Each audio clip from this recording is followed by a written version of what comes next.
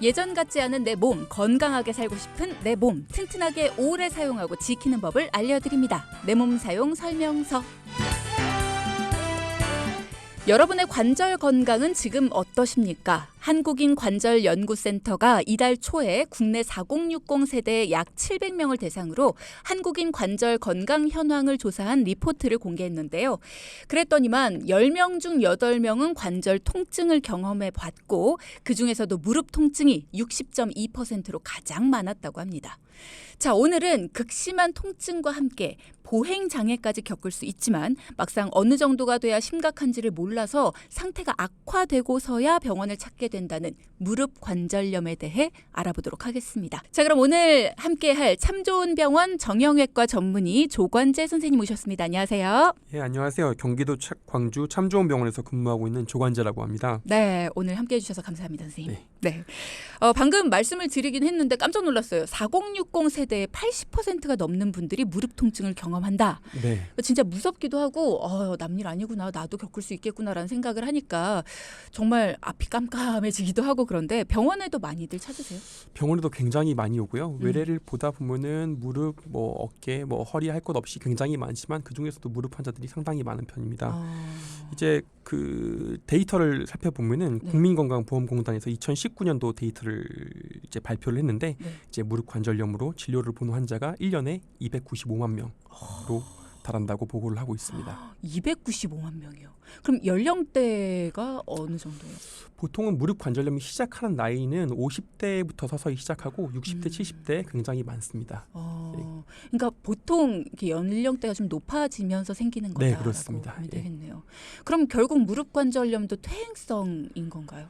그러니까 관절염의 종류에는 이제 여러 가지가 있는데 보통 이제 일반인이 흔히 겪을 수 있는 관절염은 퇴행성 관절염이 가장 많습니다. 그렇군요. 오늘 예방법이나 관리법 이런 것들도 차근차근 알아볼 텐데 그 전에 최근에는 2030 세대의 젊은 층들도 무릎 관절염 때문에 고생한다 이런 기사도 있더라고요. 네, 근데 2030 세대가 이제 무릎이 정말 손상이 돼서 연골이 닳아서 이제 퇴행성 관절염을 겪기는 쉽지는 않고 그쵸. 그건 이제 주로 이제 과사용이나 스포츠 손상 등의 기능적인 원인인 경우가 가장 많습니다. 운동선수 같이. 네. 일반인도 무릎 많이 사용하면은 충분히 아플 수 있죠. 네. 그러면 퇴행성 관절염이 아닌 다른 관절염의 종류들이겠네요. 일단 관절염의 종류에는 여러 가지가 있지만 가장 흔히 앓고 있는 게 퇴행성 관절염 그리고 이제 흔히 류마티스인가봐 막 걱정하는 그런 류마티스 관절염 또는 세균성 관절염 여러 가지 종류의 관절염이 많이 있습니다. 그 중에서도 가장 흔하게 일반인이 그 문제를 일으킨 퇴행성 관절염이라고 보시면 되겠습니다. 그러면 그런 이름이 다른 것들마다 증상이 달라요?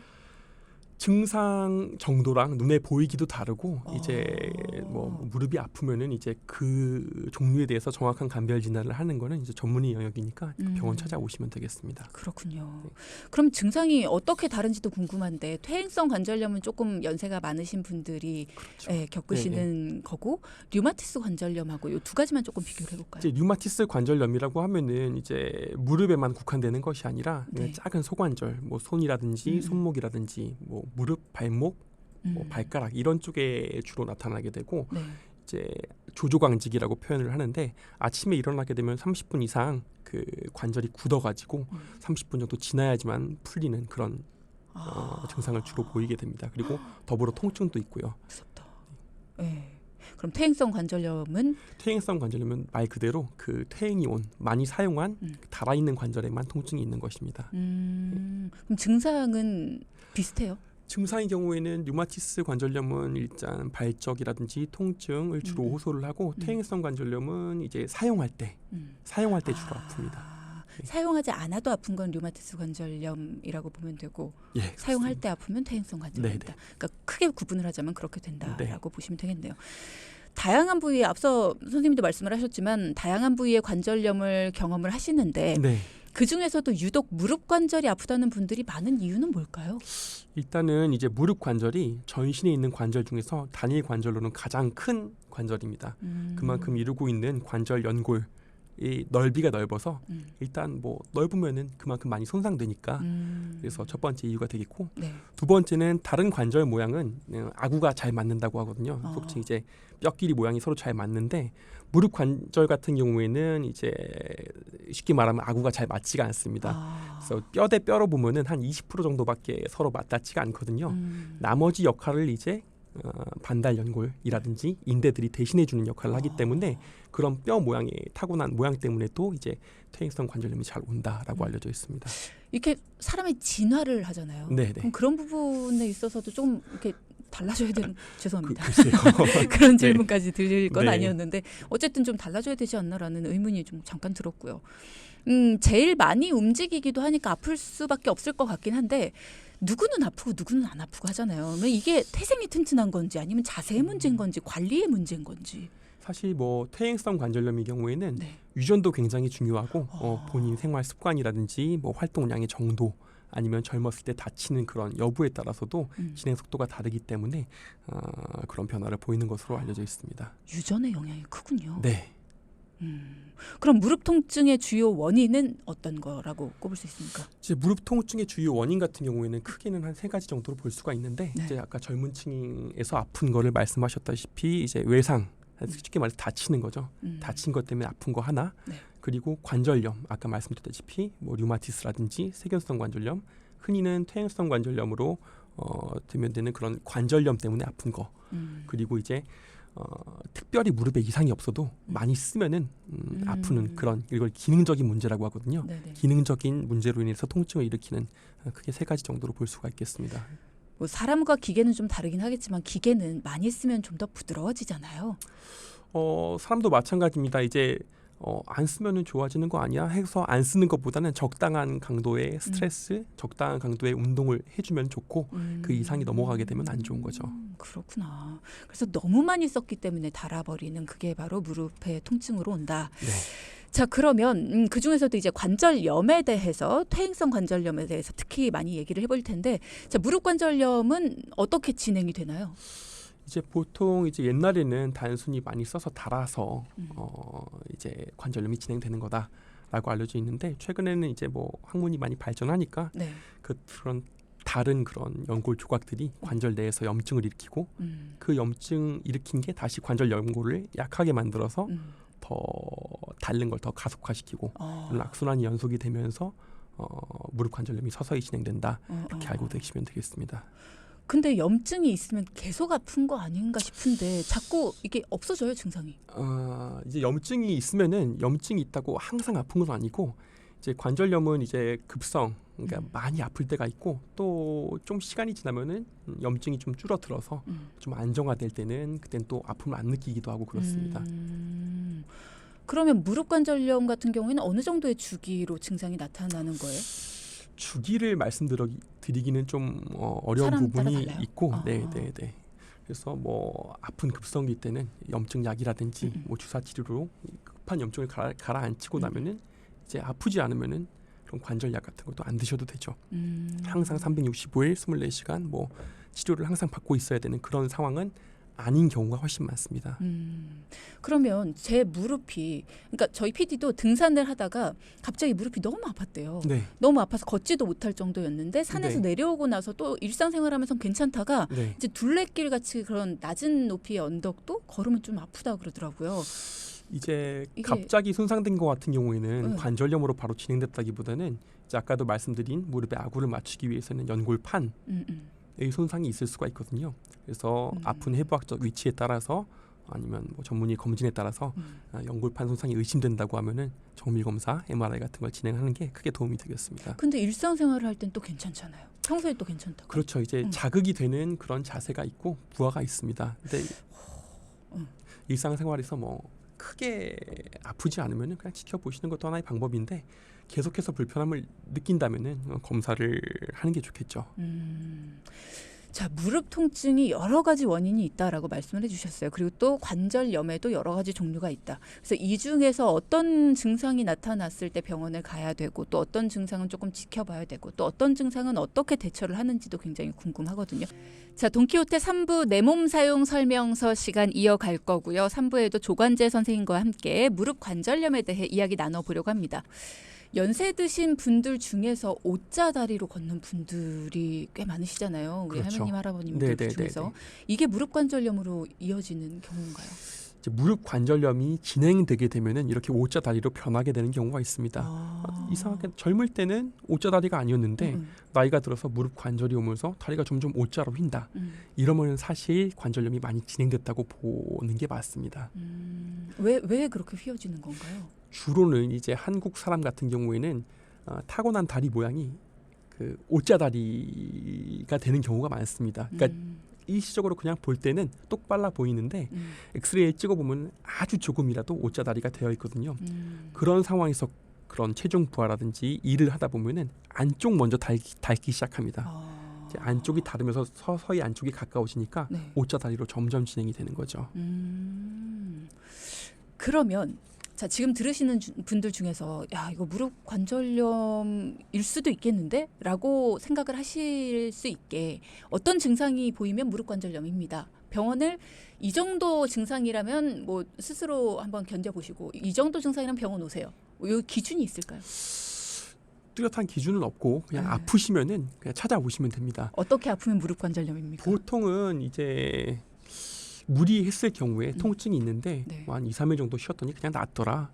한 일주일 그냥 지켜봤더니 그냥 낫더라. 이러면은 굳이 찾아오실 필요 없습니다. 심지어 그 상황에서 무릎 관절염이 있다고 하더라도 그 관절염은 별로 중요한 관절염이 아닙니다. 아주 초기의 관절염이고 약물 치료 없이도 그냥 경과 관찰만 해도 괜찮거든요. 하지만 통증이 계속 유지가 되면은 개입이 들어가야겠죠. 그러니까 관절염이라고 해서 무조건 치료를 받아야 되는 건 아니고 그냥 알아서 괜찮아지면은 그냥 괜찮다. 그렇죠. 통증이 있으면 네. 치료를 해야 된다. 네. 그건 굉장히 좋네요. 뭔가 이렇게 통증이 없어도 가만뒀을 때 커지는 병은 아니군요. 점점 진행되기는 하지만 크게 불편하지 않다면은 좀 지켜볼 수가 있습니다. 다행입니다. 그래도. 자 그러면 비가 올여름에 많이 내린다고 하잖아요. 네네. 비만 오면 무릎 쿡쿡 쑤신다 하시는 어머님들 많으시더라고요. 네. 요거 연관이 있는 건가요? 어느 정도 연관이 있다고 알려져 있는데 네. 이제 비가 오려면은 이제 공기가 이제 저기압이 형성돼야 됩니다. 근데 무릎 관절이 원래 갖고 있는 압력이 있잖아요. 근데 저기압이 되게 되면은 그 기압에 맞추려고 무릎 관절이 팽창이 되게 됩니다.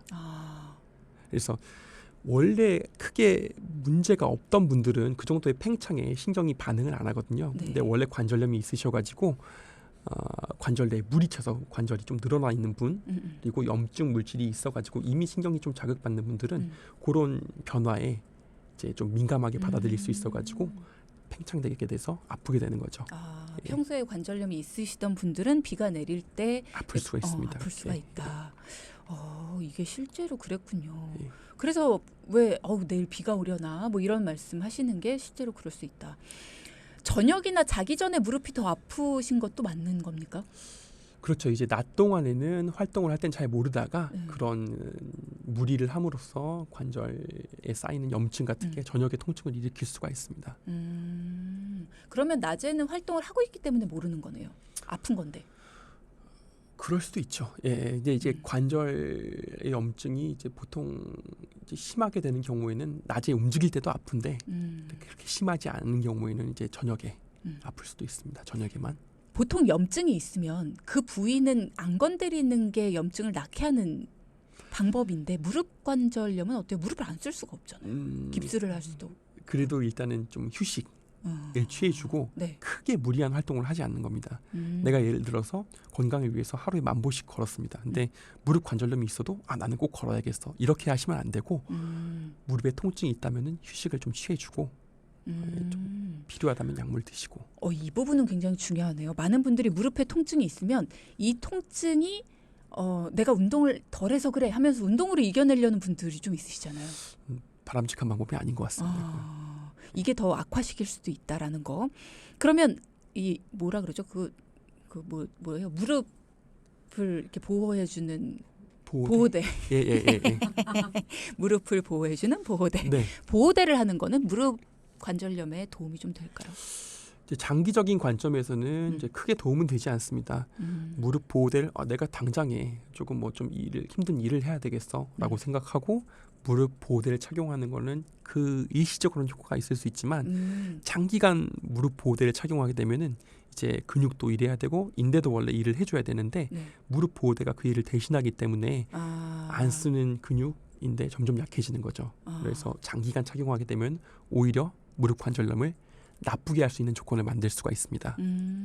치료 중이신 분이 병원에 가서 치료를 받고 계신 분이 통증을 줄이기 위해서 착용하는 거는 괜찮을 수 있겠네요. 단기간 착용하시면 도움이 될 수가 있습니다. 어쨌든 긴 것보다는 긴 시간 착용하는 것보다는 좀 단기간이 좋다.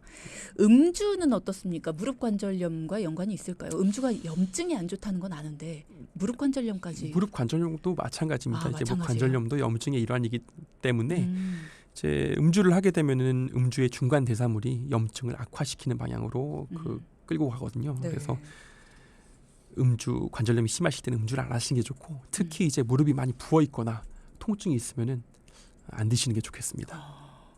무릎이 부어 있을 때는 거의 뼈가 튀어나온 것처럼 굉장히 붓더라고요. 그렇죠. 단단하게. 예. 그게 통증이 굉장히 심하겠죠. 그렇죠. 그럼 연골의 손상 정도에 따라 어떻게 치료를 받게 됩니까? 이제 연골 손상 정도를 흔히 엑스레이로 평가를 할 때 그 이제 외국 사람이 이제 만들었기 때문에 켈그렌 로렌스 그레이드라는 그런 단계를 좀 하거든요. 네. 0단계에서부터 1, 2, 3, 4단계가 있습니다. 그래서 0단계는 정상이라고 보면은 이제 뼈가 관절염이 진행되면서 튀어나오는 부분이랑 관절이 얼마나 좁아지냐에 따라서 그 정도에 따라서 1, 2, 3, 4단계로 하는데 이제 4단계가 되면은 이제 연골이 다 닳아가지고 뼈랑 뼈 사이가 맞닿게 되는 거죠. 비교적 초기일수록 약물 치료라든지 주사 치료 같은 방법이 도움이 되고 이제 후기로 갈수록 뭐 절골술이라든지 아니면 인공관절 수술이라든지 그런 수술적 치료 방법이 도움이 될 수가 있겠습니다. 그러면 어떤 경우에 수술로 이어진다고 보면 되는 겁니까? 일단은 아까 말씀드렸다시피 제일 중요한 건 통증입니다. 4단계로 진행을 해도 뼈끼리 엑스레이에서는 분명히 맞닿고 있는데 어르신들은 나는 하나도 안 아프다. 그럴 수도 있어요. 네, 그렇죠. 네, 하나도 안 아프다. 약도 안 먹는다. 이러시면서 오시는 분들이 있거든요. 그런 분들에게는 뭐 수술적인 치료가 전혀 필요가 없습니다. 근데 그랬다가 어느 한순간 아플 수도 있는 거 아니에요? 그러면 그때 하셔야죠. 예. 허리 수술 같은 경우에는 디스크 수술 같은 경우에는 이렇게 의사분들이 오히려 조금 더 참아보고 나중에 이렇게 수술을 하자 이렇게 좀 권유하시기도 한다고 들었어요. 그렇죠. 무릎은 안 그렇습니까? 무릎도 그렇습니다. 이제 뭐 예를 들어서 이제 관절염이 좀 일찍 진행이 돼서 뭐 50대 중반, 50대 후반 또는 60대 초반 같은 경우에는 관절염이 있어서 인공관절 수술을 받고 싶은데 이제 인공관절 수명이 보통 요새는 20에서 25년 정도로 보거든요. 그래서 100세 시대 같은 경우에는 이제 80대 중반 후반에 재수술을 할 수는 있지만 이게 많은 부담이 되기 때문에 가급적이면은 한 번에 예를 들어서 60대 중반 내지는 70대 초반 정도에 까지 한번 어떻게든 한번 끌고 가 보려는 의사 선생님들이 많습니다. 너무 속상한 일이다. 자신의 이제 수명을 예측을 해서 그 수명을 생각해서 이제 20년에서 25년 이런 거를 생각을 하고 수술을 해야 된다는 거잖아요. 그래도 그게 환자분께 가장 편하니까. 그러니까요. 너무 속상한 일이네요. 아까 영양제 이야기가 잠깐 나왔었는데 제가 무릎 관절염 요거를 검색하자마자 가장 많이 나오는 게 닭발과 우슬. 네, 이런 거를 무릎 건강에 좋다고 그렇게들 챙겨 드시더라고요. 이제 뭐 그런 식품이나 마찬가지 영양제 같은 것도 이제 드시게 되면은 이제 분해가 돼서 다시 합성이 되는 거기 때문에 당장 무릎 관절이 좋다고 드셔봤자 그냥 맛있는 거 드시는 거랑 똑같거든요. 그래서 뭐 아까도 말씀드렸다시피 뭘 먹는다기보다는 이제 체중이 늘지 않게 관리하시고 적당한 운동을 해주시고. 네, 적당한 체중을 유지하는 것이 퇴행성 관절염 예방의 핵심이다라는 이야기 여러 번 해주셨습니다. 과체중과 비만, 요게 바로 어찌 보면 퇴행성 관절염의 적이네요. 그렇죠. 그러면 지금 당장에 다이어트를 좀 해야겠다라고 하시는 분들도 많으실 것 같은데 무릎 통증 방치하면 어떻게 되는지 그리고 어떻게 관리하면 좋은지 오늘 가시기 전에 마지막으로 한 말씀, 당부 말씀 부탁드립니다. 이제 무릎 통증이 있을 때는 우선은 말씀드린 대로 체중 관리가 첫 번째로 가장 중요한 게 되겠고 이제 퇴행성 질환은 많이 사용해서 나타나는 질환이기 때문에 과도하게 무리되는 자세라든지 과도한 활동은 조금 피해 주시고 또 너무 사용 안 하면 그걸 자체만 약해지기 때문에 적당한 운동, 걷기라든지 보통 이제 실내 자전거 내지는 수영 정도의 운동을 가장 추천을 많이 드리거든요. 그런 걸 통해서 이제 꾸준히 관리를 해 나가시는 게 제일 중요하겠습니다. 네. 적당한 운동, 마치 할머니의 적당히 양념하면 맛있다 같은 느낌입니다. 예. 적당한 운동 선생님은 하고 계십니까? 네, 저는 적당한 운동하고 있습니다. 역시 이렇게 모험적으로 하고 계시는군요. 자, 오늘 무릎 관절염에 대해서 알아봤고요. 여러분의 궁금증도 열심히 풀어봤습니다. 정형외과 조관재 전문의와 함께했고요. 오늘 말씀 정말 감사합니다. 네, 감사합니다. 네, 고맙습니다.